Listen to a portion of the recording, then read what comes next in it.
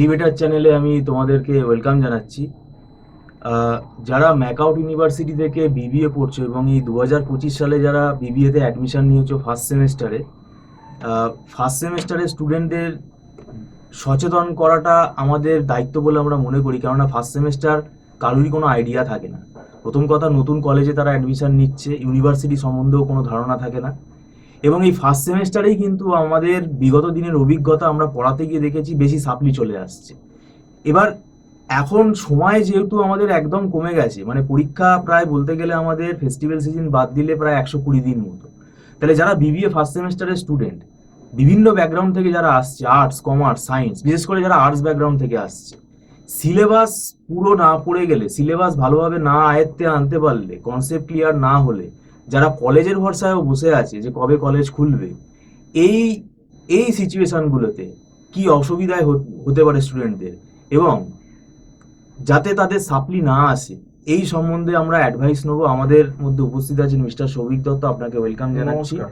এই BBA first semester, প্রথম কথা কলেজ লাইফ, প্রথম কলেজে যাচ্ছে, ফার্স্ট সেম সম্বন্ধে কোনো আইডিয়া নেই, এবং বিগত দিনের পরীক্ষাগুলোতে দেখলাম বিবিএ তে এমবিএ লেভেলের কোয়েশ্চেন হচ্ছে। একদম ঠিক। তাহলে এইবার এই যে হাতে এত কম সময়, প্রায় 120 দিন মতো আমাদের সময়, এই বিবিএ ফার্স্ট সেমেস্টার স্টুডেন্টদের কি পরিণতি হতে পারে যদি এরা সিরিয়াস না অলরেডি হয়? খুব দেরি হয়ে গেছে, কারণ বিবিএ এর এই ওয়ার্নিংটা যারা বিবিএ এর ম্যাকআউটে ভর্তি হয়েছে ইউনিভার্সিটিতে ফার্স্ট সেমিস্টারে, এটা আমি হাই সেকেন্ডারি হয়ে যাওয়ার পরই, মানে ক্লাস 10 12 এর পরীক্ষাটা যাদের হয়ে গেছিল, ক্লাস 12 এর পরীক্ষা, আইসিএসসি বলুন, সিবিএসসি বলুন বা বেঙ্গল বোর্ড বলুন, আমি প্রথম থেকেই বলেছিলাম যে তোমরা যারা একদম মনস্থির করেই ফেলেছো যে বিবিএ করবেই, তাদেরকে আমি বলেছিলাম যে তোমরা কিন্তু বাড়িতে বসে থেকো না, তোমরা কিন্তু ইকোনমিক্স পেপারটা পড়ো। কারণ এই বিবিএ ফার্স্ট সেমে প্রথম যে ডেঞ্জার পেপারটা সাংঘাতিক, যেটা ফার্স্ট সেমে সাপ্লি হয় এবং আগের বছরও যেগুলো বহু ছেলে মেয়ে ফেল করেছে, সেটা হচ্ছে মাইক্রো ইকোনমিক্স। এদের কম্পালসারি পেপার হিসেবে ম্যাকআউটে আছে এটা।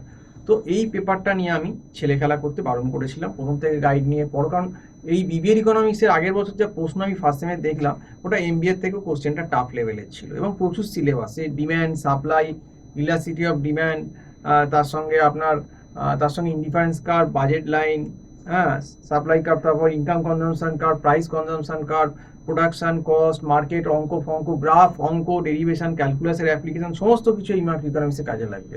কাজেই যে ছেলে বা মেয়েটি ক্লাস 12 থেকে আসছে, সে কিন্তু সেই বলতে গেলে কি বলবো, মানে সে পুকুর থেকে সমুদ্রে এলো। তো সেই ব্যাপারটা আমি অনেকদিন আগে থেকেই বহুবার, আপনি ভিডিও চ্যানেলে দেখলেও এনারা দেখতে পাবেন যে আমি বহুবার তাদেরকে ওয়ার্ন করেছিলাম, কিন্তু দুর্ভাগ্যবশত কেউ আমার কথা শুনেছে, হয়তো কেউ আমার কথা শোনেননি। এখন যারা শোনেননি বা যারা এখনো পড়া শুরু করেননি, তাদের অনেকেরই হয়তো ম্যাকআউটের কলেজ এখনো খোলেনি, কারুর হয়তো খুলবো করছে আগস্টের ফার্স্টে বা আগস্টের মিডিলে, কারুর আবার দেখবেন সেপ্টেম্বরের ফার্স্টে খুলবে। কিন্তু পরীক্ষা তো পেছোবে না, পরীক্ষা কিন্তু সেই পরীক্ষার হাতে সময় 120 দিন। অলরেডি ম্যাকআউট নোটিশ দিয়ে দিয়েছে যে 28শে নভেম্বর থেকে পরীক্ষা স্টার্ট। আমি ধরে নিলাম যে ওদের যে পরীক্ষা যদি নভেম্বর বা ডিসেম্বরে নাও হয়, কিন্তু ওদের পরীক্ষা জানুয়ারিতে হবে, ফার্স্ট উইকে হবেই হবে, এর থেকে পেছোতে পারবে না ইউনিভার্সিটি। এবার জানুয়ারিতে হলে দেখবেন আপনি যদি দুর্গা পুজো, লক্ষ্মী পুজো, কালী পুজো, ভাইফোঁটা, জগদ্ধাত্রী পুজো, এই সমস্ত অকেশন বা বিশ্বকর্মা পুজো আগে হবে, মহালয়া, এগুলো বাদ দিন, দেখবেন হয়তো 20-22 দিন ওখানেই বাদ হয়ে যাবে। তাহলে আর হাতে কত দিন রইল? দেখবেন মেরে কেটে 120 দিন।